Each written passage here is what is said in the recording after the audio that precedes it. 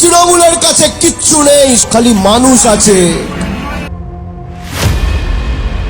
जो अभी एमपी है ममता बनर्जी का भतीजा, उसको हरा के एक्स एमपी बना के कालीघाट में भेजेगा। बंगाल में कहीं भी जगह तृणमूल का कोई गढ़ नहीं है, सिर्फ पुलिस को देख के तृणमूल अभी चल रहा है। गढ़ तो वही होना, वहां होना चाहिए।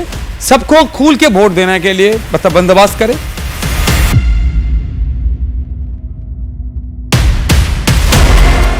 सबूज आबिर माँ के घूमते हैं, इसमें क्या होगा?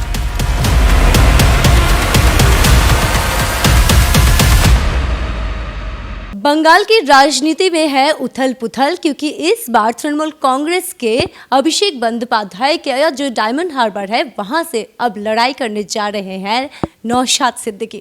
नौशाद सिद्दीकी जी हमारे साथ है डिजिटल खबरीलाल पर। नौशाद जी, ये फैसला किस हिसाब से आपने लिया, क्योंकि तृणमूल का गढ़ अभी उस जगह को माना जा रहा है?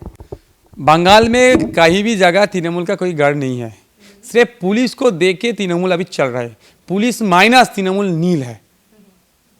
आप बोल रहे हैं कि डायमंड हार्बर मॉडल, डायमंड हार्बर में उसके घर है, लेकिन आप देखिए पिछले जो चुनाव गया है, पंचायत इलेक्शन, पौरसभा इलेक्शन में देखिए कैसे ये लोग पुलिस को खड़े करके एडमिनिस्ट्रेटिव को साथ लेके गुंडा मस्तान को देखे कैसे वोट हड़प किया है।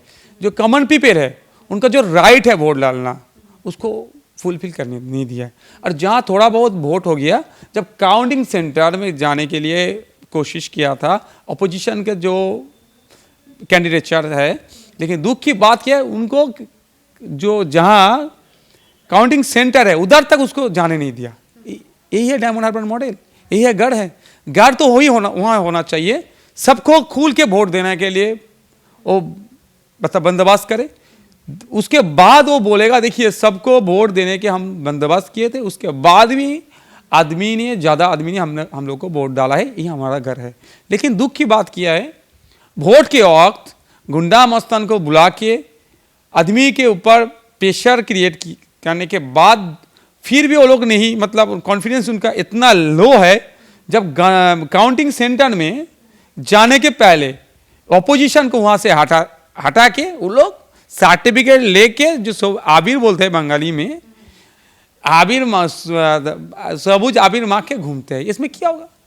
इसीलिए हम आने वाला चुनाव में हम डायमंड हार्बर का आदमी, कॉमन पीपल को साथ लेके जो असली डायमंड हार्बर मॉडल किया है, बोला है मॉडल, लेकिन मॉडल के पीछे उन लोगों के साथ जो सुलूक किया है, उन लोगों के साथ जो सिंडिकेट किया है, उन लोग के चाहे मेटिया पुरुष से, फौलता से, बजवाज से, बिष्णुपुर से डायमंड हार्बर तक जो किया है आदमी के साथ, उसका जवाब देना होगा, पड़ेगा। आदमी लोग जवाब देने के लिए तैयार है, सिर्फ उन लोग प्लेटफॉर्म देख रहे थे। ऐसे उनको एक प्लेटफॉर्म देगा, हम लोगों का विश्वास है ज़्यादा से ज़्यादा आदमी तृणमूल कांग्रेस के खिलाफ वोट दे के तृणमूल कांग्रेस का जो अभी एमपी है ममता बनर्जी का भतीजा, उसको हरा के एक्स एमपी बना के कालीघाट में भेजेगा। और जिस तरह से देखी जा रही कि बीजेपी, बंगाल की बीजेपी, आप वहाँ पर कैंडिडेट हो, वो लोग बहुत ही खुश है इस बात से, तो इस बात को कैसे देख रहे हैं कि बीजेपी की सपोर्ट आपकी तरफ पूरी है, ऐसा ही दिख रहा है इस वक्त? इसमें तो मेरा कुछ राज दिख रहा है कि अभी बंगाल में बीजेपी और टीएमसी का हालत अच्छा नहीं है।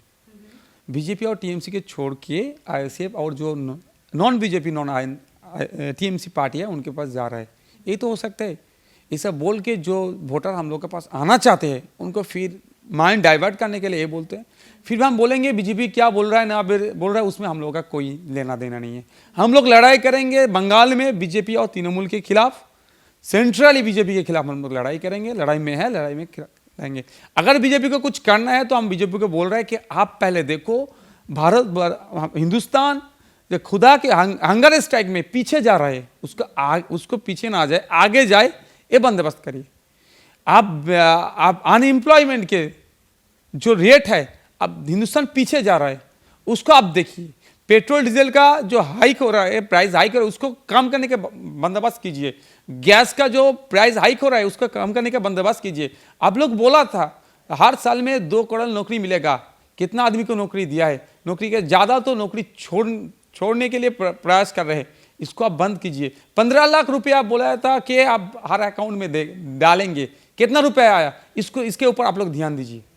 तो यही से एक और बात कि अगर आप जीत जाते हैं अभिषेक बैनर्जी को हराकर, तो वहाँ की जो आम जनता है उनके लिए पहला काम आपका क्या होगा? देखिए, वहाँ का जो जनता का जो अभी देश स्वाधीन है, फिर भी वहाँ का आदमी जो अभी पराधीनता के जैसे है, उसको हम तोड़ेंगे इजीली।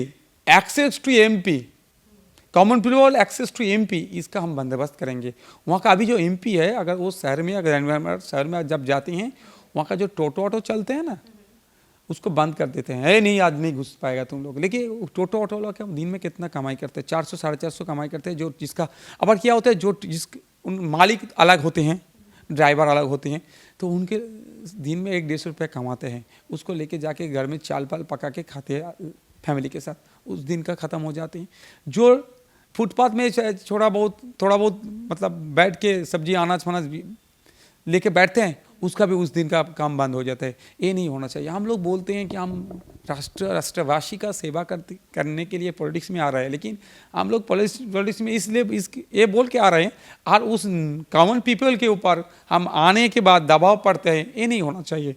तो पहला काम होगा कि उन लोगों का जो राइट है उनको अवेयर करना है, इजी टू एक्सेस करना है, और वो जो काम अभी चला रहा है वहाँ पे जो इलीगल है उस सबको बंद करके लीगल तरीके से काम होगा। बंगाल के लोग आने वाले लोकसभा निर्वाचन में दिख रही है कि एक बड़ी राजनीतिक युद्ध देखने वाली है, और जिसका आगाज अभी से हो चुका है। और हमारे साथ थे नौशाद सिद्दीकी जी, जिन्होंने ये जो आगाज है वो कर दिया है कि राजनीतिक इस युद्ध में लोग उनके साथ रहेंगे, आम जनता उनके साथ रहेगी। देखते रहिएगा डिजिटल खबरीलाल। कैमरामैन विनय मंडल के साथ श्वेता भट्टाचार्य जी, डिजिटल खबरीलाल, फुरफुरा शरीफ।